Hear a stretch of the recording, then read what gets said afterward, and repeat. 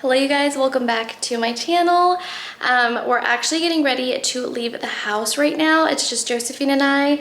Lucas is with my in-laws. They're actually gonna meet us in Napa today because we are going to a engagement party. Unfortunately, Steven cannot join us today because he's at drill. So I'm gonna show you guys what Josie and I are wearing, but I'm packing up the diaper bag. I have no idea if I should feed her before we leave. I feel like I should feed her before I leave. It's a very awkward timing. I actually wanted to show you guys what I'm packing in her diaper bag in case you guys are curious what I'm packing for my newborn. This is my diaper bag, and what I have in here already is a changing pad. I have obviously some wipes.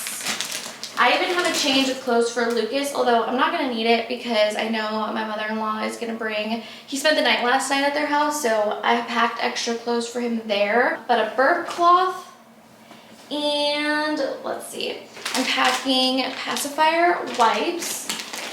I'm packing, well, I grabbed more diapers, but I love this little bag because I can like put so many things in here. Let's see, I'm packing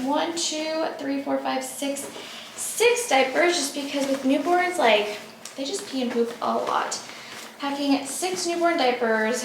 I'm packing her little baby balm cream that I use for literally everything. It's the Pivot brand.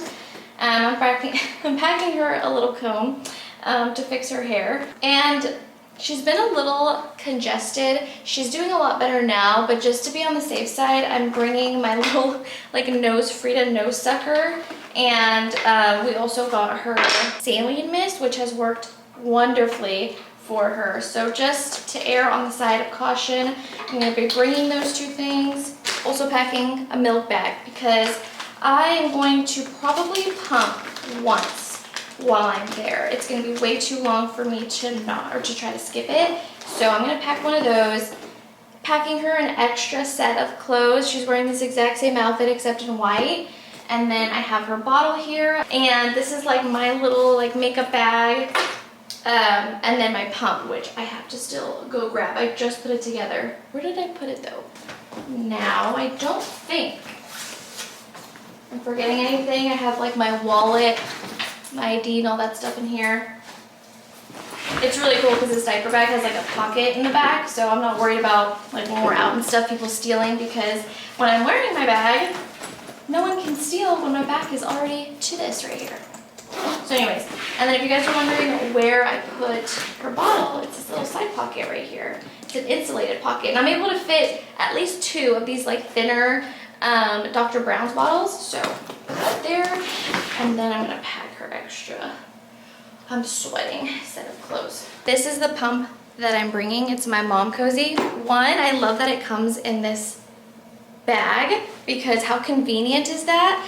But I have the Mom Cozy M5 pump. My Mom Cozy M5 breast pump has become a new favorite of mine and one I would easily recommend as an essential newborn and postpartum item. It also includes a double layer soft silicone flange, bringing a natural skin to skin feel. Its faster milk sucking and shorter pumping time is one of the things I love most about it, especially as a mom of 2 littles. I also love their bras. I currently have their smooth maternity nursing bra along with their elastic pumping bra.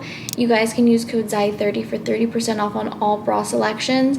And if you guys are interested in trying out the Mom Cozy M5, you can use my code ZAI25F for 15% off your order through their website. They're also available on Amazon, and my code is active on there as well. This is just such a convenient thing to have. I've used this only once during our outings. I've used it several times around the house, which also has been such a game changer because when I need to wash dishes or be with Lucas or just like I can't be held to a room, these come in handy. And so I am obsessed. Newborn life. Look at all the things I gotta bring. My Stanley, because I gotta stay hydrated, my pumps, my diaper bag. It feels so strange having to like carry a load again. Give you guys a quick outfit of the day. I found this dress super last minute. was actually in the middle of the night while I was feeding Josie. On Amazon, because I didn't have anything to wear today, I ordered a size medium for reference. I'm normally a small, extra small, but you know what? This is a perfect example of clothes are meant to fit your body, not the other way around. When I had my son, I remember trying to fit into my old clothes and feeling so self-conscious and insecure because I was trying so hard to fit back in my post-baby body. And that was just so unhealthy and toxic because one, my body has never gone back to the way that it was. So this time around, I'm doing things the right way. I'm finding clothes, I'm finding things that fit my body now, not how it was before. And I feel so much better when I get dressed and when I get ready because this is me now. And so this dress made me feel really pretty, and I will link it for you guys. Kind of like breastfeeding friendly, and even pumping friendly. Also jewelry details. These are from Ana Luisa, but these earrings I just got in the mail, and then I finally got a mama necklace and a little J. I need to get an L. I almost wish that they had like I could put several in here because I'd love to get an S for Steven and then an L for Lucas and just wear it as one instead of like several, but it's all right. And this is little Miss Josie's outfit of the day. She was actually wearing this in the last vlog. But I rewashed it and I put her little pants on because she just looks so cute like that. I had a bow on her for this Instagram reel, but because she's still very tiny and her head is still forming, I literally leave it on for like 5 seconds and I take it off. It'll make an indent on their poor little heads if it's on there for too long. So just left it on for like 5 quick seconds, and yeah, that's her little outfit of the day. All right, sweet little mama. Passy. I already got the car running so that it's not 1,000 degrees in there. I always just pack a thin little blanket, whether she needs it or not, kind of just to cover her little feet from the sun sometimes in the car. All right, I think we're ready to go. Hopefully I don't forget anything, I don't know.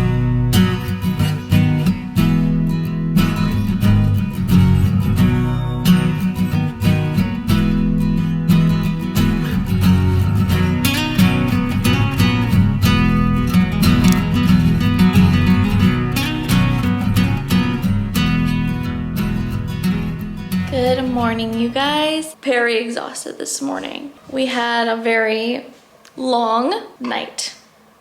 But in today's vlog, I did want to give you guys a 1-month baby update along with a postpartum update. Now technically Josephine doesn't turn 1 month until tomorrow, but I have the opportunity to film now, so I'm gonna film it today. Funny story actually, if you guys follow me on Instagram, I already posted her like 1 month photos because I was just basing it off like a 4-week period and not like the reoccurring day of every month. That makes sense. So she was born on the 10th, and instead of posting on the 10th, I just did on the 4-week mark. So just like I have a total mom brain, postpartum brain, and she has the hiccups right now, so you guys probably hear her. She's just hanging out on her swing, and I feel so bad every time she has the hiccups because she's so uncomfortable. Ugh.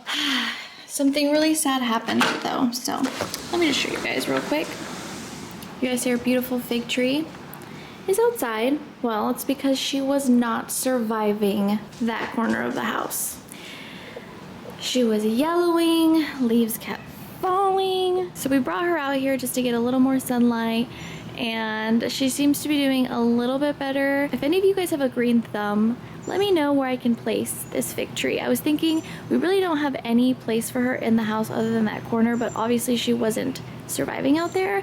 So I was actually thinking we might put her like over here. It made me really sad though because she looked so good there, and now we're back to an empty space. She is thriving in this corner. So this new leaf actually just popped up the other day, and I was so happy to see it because I'm like, okay, I'm keeping this one alive. I feel accomplished. I'm gonna do a little 1 month update while I hold her. She's doing a little bit better now too. She doesn't have the hiccups anymore. So I did write all the things that I want to talk about in my notes so that I wouldn't forget. Let's start off with Josephine's 1 month update. When Josephine was born, she had the slightest bit of jaundice. Her levels were just a little bit above normal, above average. Her pediatrician was like not too concerned about it, but when we went to go see her, we saw her like 2 days after I gave birth to her, just to make sure everything was okay. Josephine had lost 9% of her birth weight, and they say 10 is like the cutoff before it's truly concerning. So she's like, okay, Josephine was born at 6 pounds, and so she dropped all the way down to, I think like it was like 5 pounds, 7 ounces, which brought her to the 2nd percentile. Wanted us back the next day.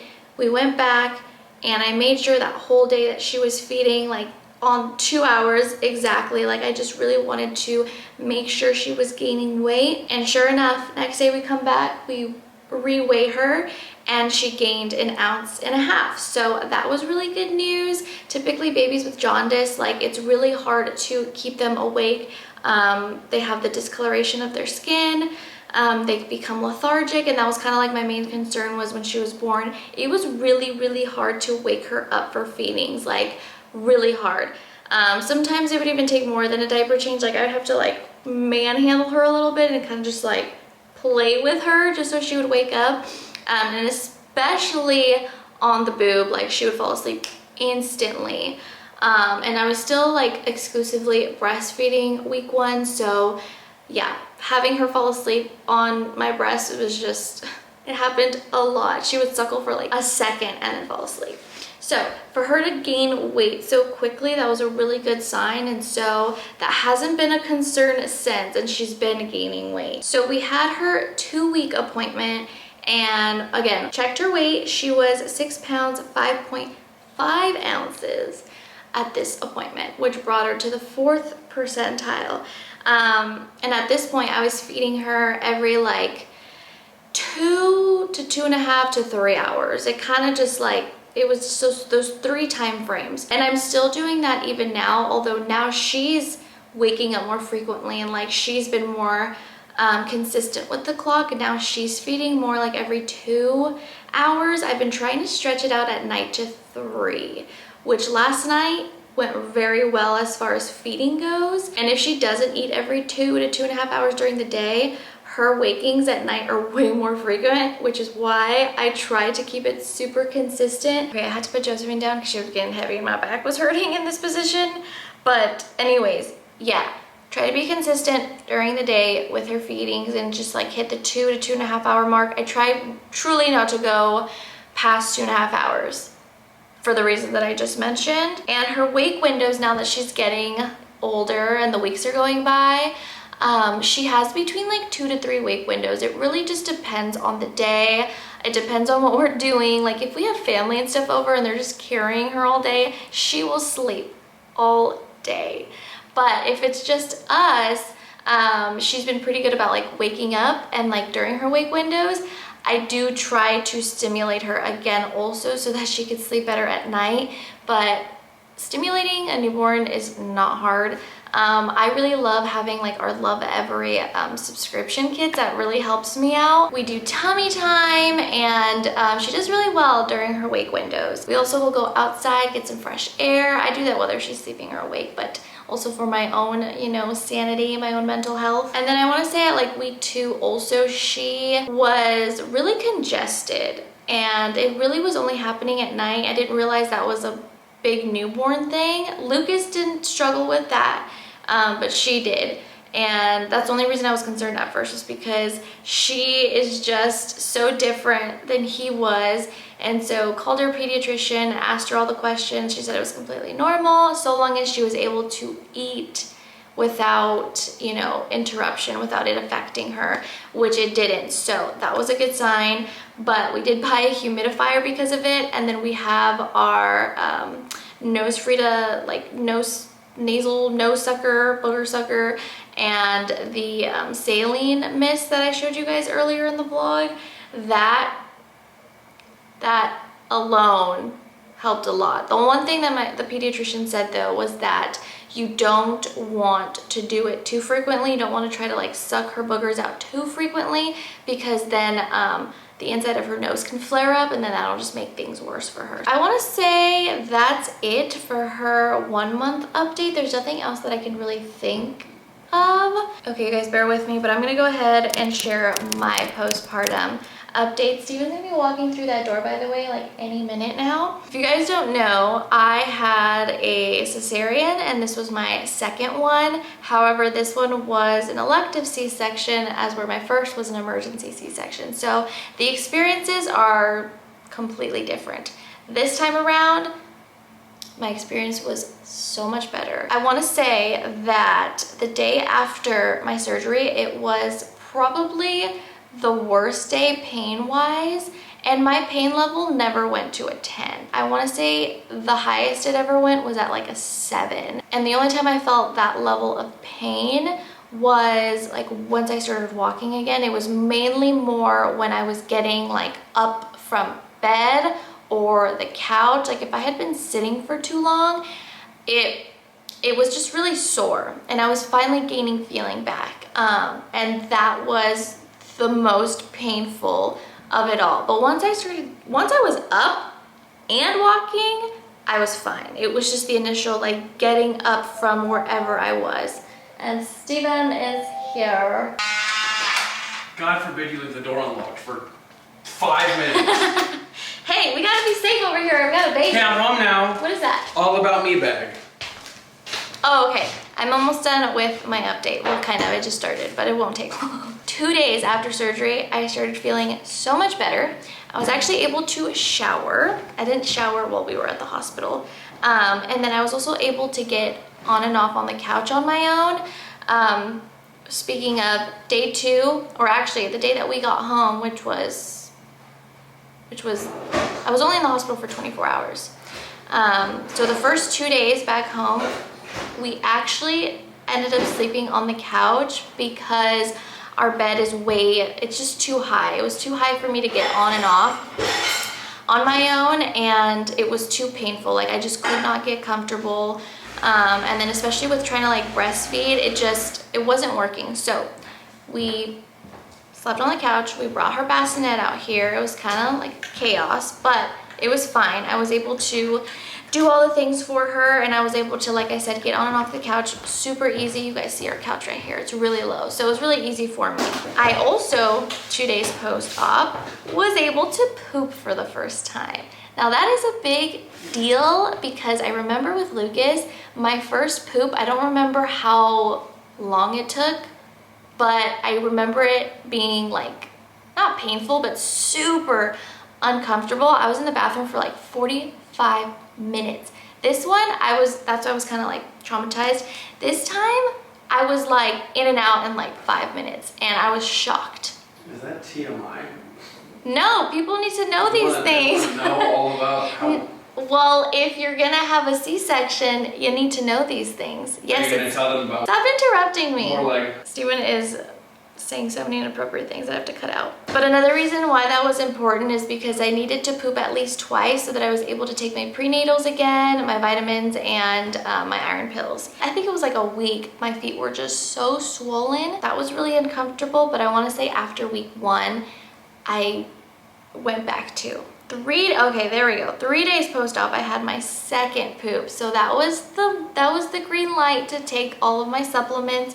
I was so excited about it. And 3 days post-op, I told Steven, I was like, okay, I think I'm finally ready to go sleep in the bedroom. Like I feel like my strength is coming back a little bit. I'm not in a ton of pain. I was taking Tylenol and ibuprofen, extra strength Tylenol and ibuprofen, which my doctor was the one that prescribed it to me. That's what she said I needed to take for the pain. In case you guys are wondering, 2 weeks post-op, I started to feel a lot more like myself. I actually went for a short walk around the neighborhood. I told Steven, I was like, okay, I'm finally ready. I think I'm finally ready to like get out and like go for a walk. And I think our walk was like what, a mile, not even a mile, maybe like a mile, maybe a little less than a mile. Nothing more than a mile though. But I felt really good. I felt like I could keep up with them. Well, Lucas doesn't walk very fast, but you guys know what I mean. Like I wasn't super slow, but it felt really good to like be out and walk and, you know, move my body in that way. I still was bleeding at this point, which was normal. I want to say I was bleeding up until the 3rd week, and then it started to just become dry blood when I would wipe, which I'm pretty sure that's what my doctor said was normal. She said between 2 to 3 weeks, you shouldn't be bleeding after that. I had my 4-week video check-in with my doctor, and based off all the things that we talked about, oh my gosh, I forgot to send her. I had to send her another updated photo, and I forgot to do that on Monday. So just reminded myself. But video chat sent her a picture of my scar that I think it was 2 weeks postpartum, and then I had to send her one again 4 weeks, which like I said, I forgot.